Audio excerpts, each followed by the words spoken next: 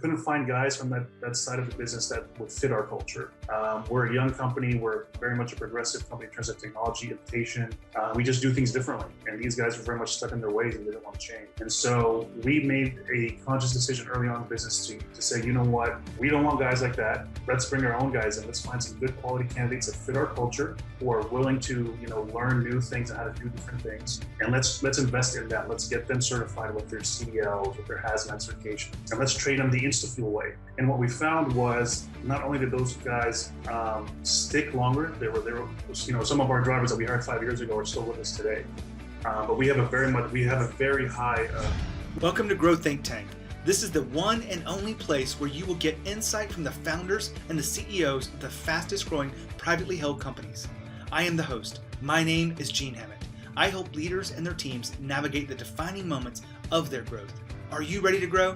Do you have a plan for hiring the best employees, developing those employees, and creating a place where they are contributing to the bottom line in the best way possible? Well, your job as the founder or CEO of your company must mean that you have some thoughts around what it takes to create a place where people love to come to work. One of the most important aspects of that is investing in your people. Investing in your people really does mean that you've got to identify the skill gaps, the mindset gaps, and all of the details that they want to improve on. Provide those services, provide that space so that they can create more impact within the company. They're increasing their own value. All of this wraps up into what I like to think of is people taking ownership of their role because they're growing inside of this. This is one of the factors of people feeling like owners in the company. I study this with fast growth companies. Today's interview is with a co-founder of InstaFuel. They're a really unique mobile fueling company where they deliver it to your fleet site, but they have technology wrapped into this so they know where every gallon goes. We're talking with Nour Baki about what does it take to invest in your people the right way? What does it mean to invest in your people? And where did he get all of these details? One of the things I like about this conversation, he talks about really how do you create a space for an entry-level employee to move up the ranks of the company to become a contributing manager or leader inside of this workforce. And this has been a necessary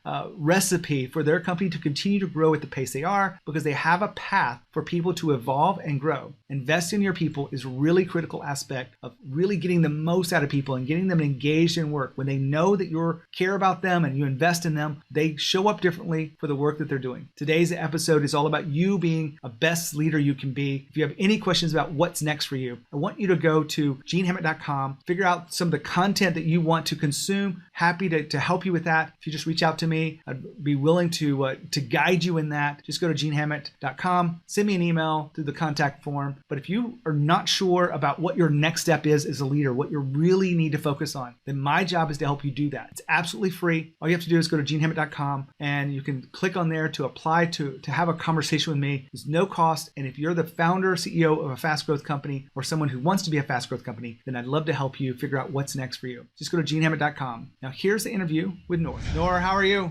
Good, Gene. How are you? I'm fantastic. Excited to have you on Grow Think Tank. Definitely help, and appreciate you guys having me on. I'm very excited. Nour, you have been selected to be on the show because of the growth you've had in your company, the way you see leadership and people. Before we dive into that, let's talk about the company you've created here, InstaFuel. Tell us a little bit more about that. Yeah, InstaFuel started with my business partner and I back in 2015.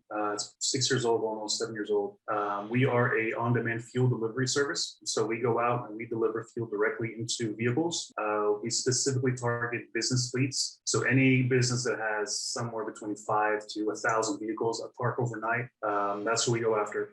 We go at night, we refuel all their vehicles, all their equipment, and we send them customized reports every morning with what was filled and what wasn't filled, etc. And we've been growing steadily ever since.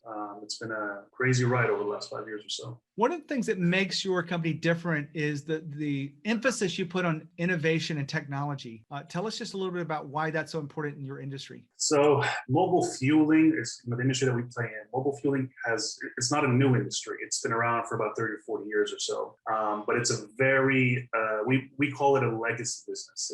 It's basically guys from the 70s and 80s who've built their businesses, and they're very much old school in the way they go about their operations. So everything's very much paper and pen. There's no legitimate tracking, and it is very much there's a lot of room for improvement and efficiencies in their processes. And so my background, my business partner's background, we have a tech background. So we've been doing mobile development since we were in college. And at the time, we had an idea for basically doing something called Uber for gas. That was kind of the idea for the business. And it evolved into basically becoming a mobile refueler for businesses, a B2B mobile refueler. And when we were in the early beginnings or early stage of the business, I was the first driver, I was the first salesperson, I was the first mechanic. I touched pretty much every aspect of the business early on. And by doing that, I was able to see just how inefficient things were without the technology aspect. And so given our background in technology, we were able to implement, iPhones, mobile apps, GPS technology, Bluetooth technology, et cetera, to basically really implement a technological foundation to the business process. And that's allowed us to become extremely efficient, way efficient than these other legacy businesses. And it's actually allowed us to facilitate that growth we've seen over the last few years. Without it, I don't think we would have been able to scale the way we have. And it sounds like when you have something different than what the technology is, because I imagine that business is a little bit stale in their approach to investing in technology. And so you came in with a better mousetrap, but you've been able to probably build a foundation that is hard for them to catch up on. Correct. And something that our technology also has allowed us to do is we're able to go after a specific market segment. So these legacy fuelers or these legacy businesses, they go after bulk fuel delivery, big tanks, gas stations. We go after very small fleet customers. So, a landscaper that has 10 trucks or a delivery service that has 15 trucks. Our technology allows us to be very nimble and very accurate with the way we do fills. But these legacy businesses just cannot physically do. They just have big trucks, no technology. They can't keep track of where every single gallon's going. We're able to do that very, very well. Well, as interesting as this is, we came here to really talk about what are the foundational elements that are driving the business. And I know that when we talked the other day, doing a little bit of research, that you have a different approach to hiring than most companies. You like to select people that have not had experience in your industry. They don't come in with the bad habits. Tell us a little bit more why you like to hire from the outside. So it's a great question, actually. So when we first started the business, that's what we originally did. We just go look at drivers that were in competing businesses and we try to get them on board. And what we found was our business was a lot different than that. So we had different type of trucks, different type of fueling procedures, different type of safety procedures. And what we found was that these guys that were coming from these other businesses just had a bunch of bad habits and they were just very much stuck in their ways of how they would like to do their job. And it just would not apply with what we were trying to build. And so that's number one. Number two, it was just, we couldn't find guys from that side of the business that would fit our culture. We're a young company. We're very much a progressive company in terms of technology, innovation. We just do things differently. And these guys were very much stuck in their ways and they didn't want to change. And so we made a conscious decision early on in the business to say, you know what, we don't want guys like that. Let's bring our own guys in. Let's find some good quality candidates that fit our culture, who are willing to, learn new things and how to do different things. And let's invest in them. Let's get them certified with their CDLs, with their hazmat certification. And let's train them the InstaFuel Way. And what we found was not only did those guys stick longer, they were some of our drivers that we hired 5 years ago are still with us today. But we have a very high driver retention. I would say we're around the 80%. Even in today's driver shortage market conditions right now, we're still very much able to hold on to our drivers, and we're still able to find decent drivers to jump on board with us. And so that's kind of been our mantra, and that's what we're looking to keep going with in the future. Now, hold on for a second. Nour talked about fit for our culture. You may be wondering what that means, but I ask a lot of questions with the guests I have on the show. One of the questions I ask is, what's the biggest mistake you've made? About 50 to 60% of the time, the one biggest mistake that they've made is they've hired people for skill fit, not culture fit. And culture fit really is an understanding of the values of the company, making sure you're selecting people based on those values first, and then training them for skills if they need to be trained, because they won't learn the values in training. They come natural to them. And you want to make sure you're bringing in people that are a good fit to collaborate together, trust each other. If you don't have that, you really are missing the opportunity. In fact, later in the interview, he talks about people that are bad apples or cancer to the organization. You want to make sure that you have the right processes to figure out what the fit of the culture means inside your hiring process. And then you want to make sure that you weed out those people that aren't a fit. back to the interview. You said something really interesting there, Nour. Train the InstaFuel way. I know that's a pretty big phrase there. What is the InstaFuel way? So it's kind of based on what myself and my business partner did back early on in our InstaFuel, opening up the company, which was we're everything in the company. Like I mentioned, we're the first drivers, we're the first salespeople, we're the first accountants, mechanics, and so every employee that we hire, that we bring on board, we want them to kind of learn it that way. So our whole business revolves around our customer, but also revolves around what is it like to be a driver. So if we hire a new salesperson, we want him to spend the night, driving around with the driver and the fueler and see what it's like delivering fuel.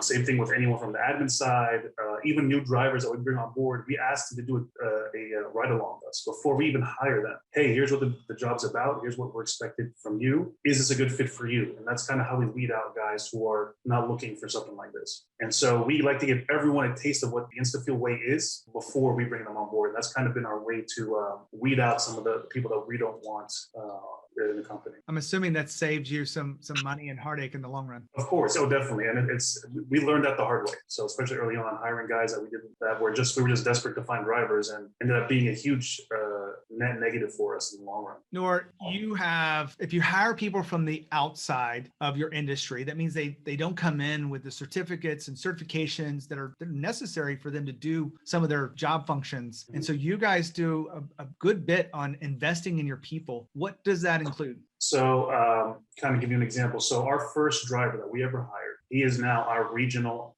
head of operations. So he's managing all of the operations right now in the state of Texas for us. And it's because we've seen his growth development. We've seen how committed he was to his job. We've seen how he was able to demonstrate management skills, brief little flashes of skills like that. And we thought the best way to have somebody manage our operations is some way that came from the beginning, learned the InstaFuel way, and can apply that same mentality and culture moving forward as we scale. And so we love to hire from the inside. So we want our drivers, whoever it is, to grow with us as a company. Literally every single branch manager that we have, pretty much our entire branch operation management team is all former drivers. And that's who we want. They know the way we like to run the business, and they can bring that out and find guys to continue to grow the business that way. So what I'm hearing there is you're not just investing in the licensing and the safety certifications that are necessary to drive a truck. You're investing in them in other ways to help them move into management and leadership positions within the company. Is that fair to say? Definitely. And again, like, we're not looking for guys who can use computer. I mean, again, if they don't know how to use a computer, we'll show them how to use the computer programs and apps that we need to use. But it's a matter of them truly understanding the core of our values as a company, what we're expected from our drivers and our customer service and our quality of service.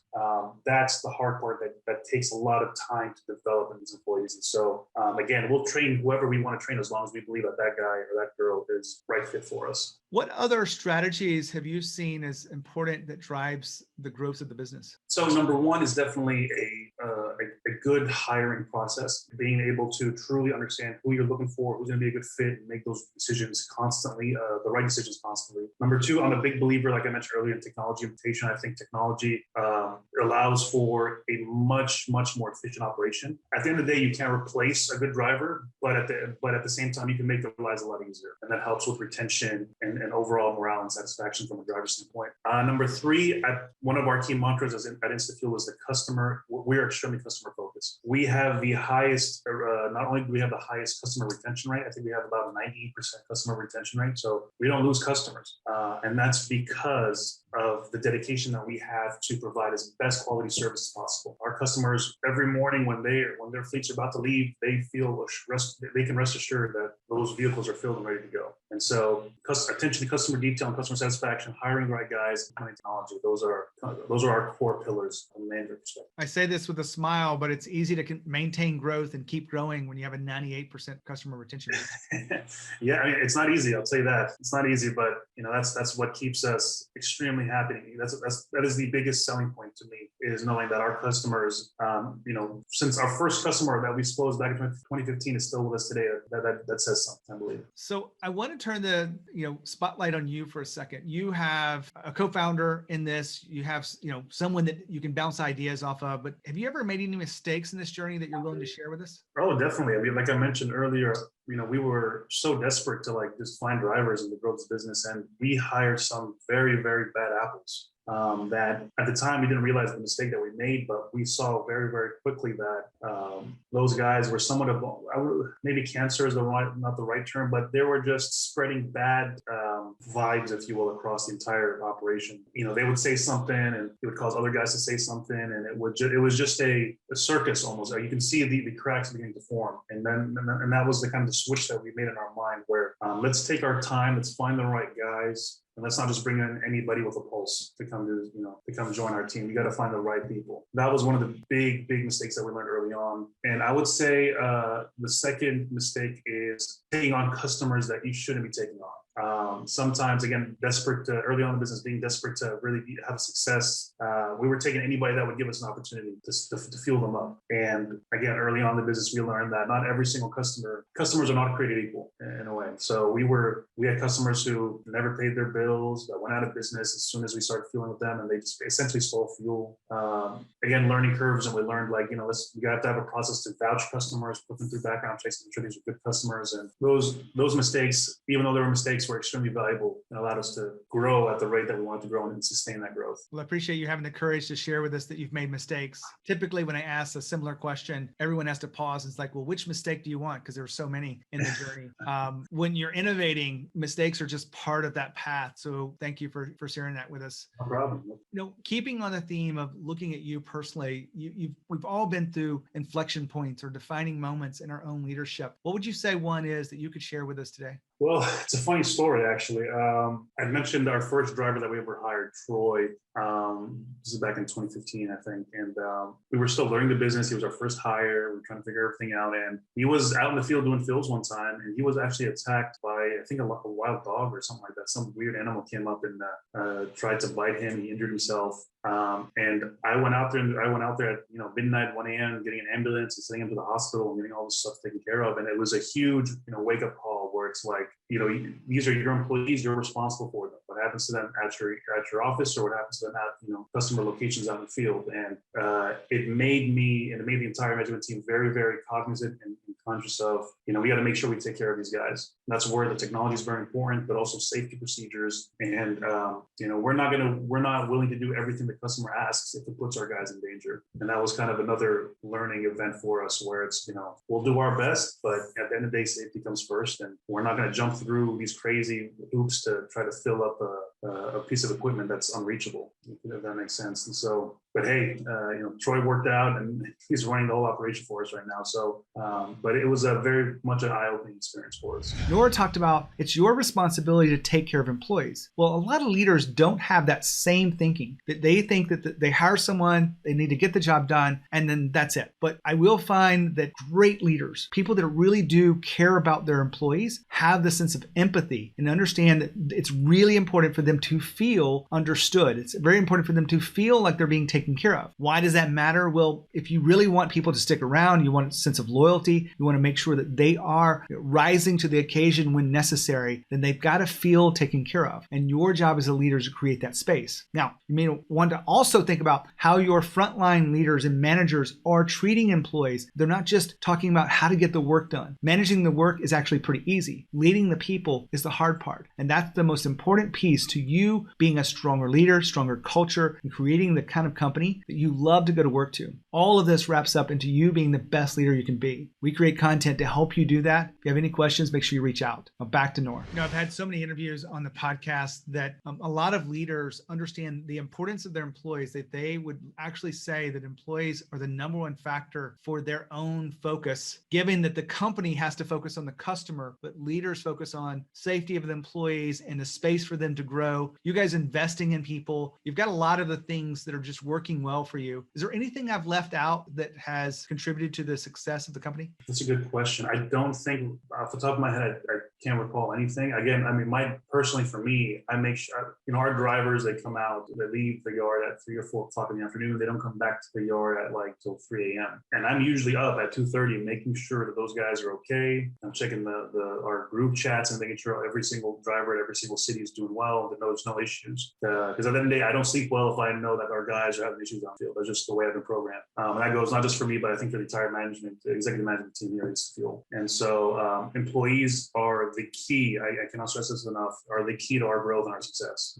Without them, it's meaningless. And so our job is to make sure that we provide the best safety environment for them to work and make sure the job is as easy as it possibly can with guys and girls. Nour, you've given us a lot to think about as we all evolve as leaders. I really appreciate you being here on the show, sharing your wisdom. It was a pleasure, man. Thank you very much for having me. So I just want to wrap up what I take away from today's interview so that you have this quick summary that you can figure out what you can do next as you evolve as a leader. You want to make sure you have the right hiring processes, because getting the right people in will help you avoid those bad apples that are really important for you to create a place where people love to come to work. They're going to stay with you for a while. They have a sense of loyalty and that they really are contributing to the overall mission of the company. You want to make sure you're investing in your people the right way. That doesn't mean just the technology courses or just the project management courses or whatever it is in your industry. There's many other aspects to investing in people. And that is the key to you keeping people growing and moving up. Just like the example of the first employee goes from driver to being contributing into the management and leadership of the company. That is important for all of us. And third, you want to make sure that you have a space for moving people up. People want opportunity. People want to see that they're coming into one role, but there's a chance to move to the next with more skills, more value that they're creating for themselves. That gives them a sense of ownership. All of these things wrapped up together make this a place where people really have to think hard about leaving, and they're really attracted to come to us. If you're having trouble hiring, make sure you think about all these factors. And if you're not sure what your next step is in evolving as a leader, we have a community of founders and CEOs of fast growth companies. You don't have to be on the 5000 to apply, but we'd love for you to check that out if you think you're interested. It's fastgrowthboardroom.com. We do a lot of fun stuff. We expand our capacity to lead, and it really is a great way for you to evolve as a leader. Just check out fastgrowthboardroom.com. As always, lead with courage. We'll see you next time.